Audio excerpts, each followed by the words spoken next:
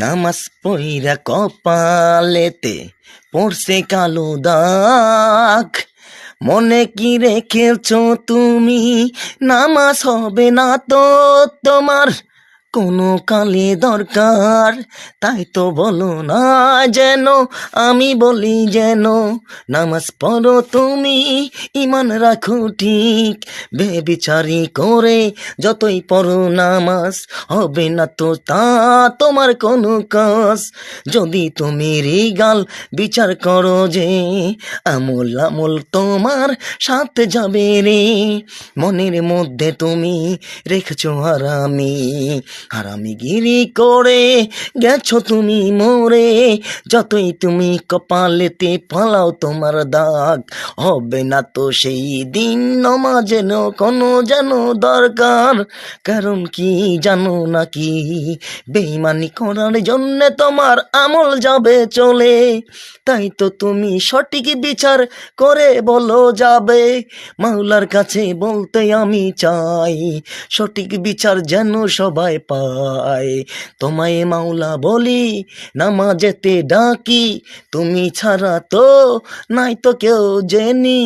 দরকার খোদা তোমার পড়বে আমার, যে নাস্তিকেরা বলে দরকার যেন নাই আমার খোদা তালার। আমি তাদেরকে বলি যেন নাস্তিক, শুনে রাখ তোরা, শুনে রাখ তোরা, আমার রাসূলই অধিকার দিয়েছে নারীদেরই যে এমন সম্মানে রেখেছে যেন রে। এই মুসলিমেরই নেতা যে নিজে বিশ্ব নেতা, তিনি আমার রাসূল যে, তিনি তো মায়ের জাতিকে সবচেয়ে উচ্চতায় যেন নিয়ে যেন গেছে। মায়ের পায়ের নিচে যেন হয় রে যেন জান্নাত। সেই মায়ের সাথে কেমন করে করিস বেঈমানি রে বল না। মাকে তোরা রাখিস যেন বৃদ্ধাশ্রমে, সেই মা তোকে কি রেখেছিল কখনো মাটিরই মধ্যে? মা তো তোকে রেখেছিল বুকের উপরে, 2 দিনেরই বউ পেয়ে ভুলে গেলি মাকে।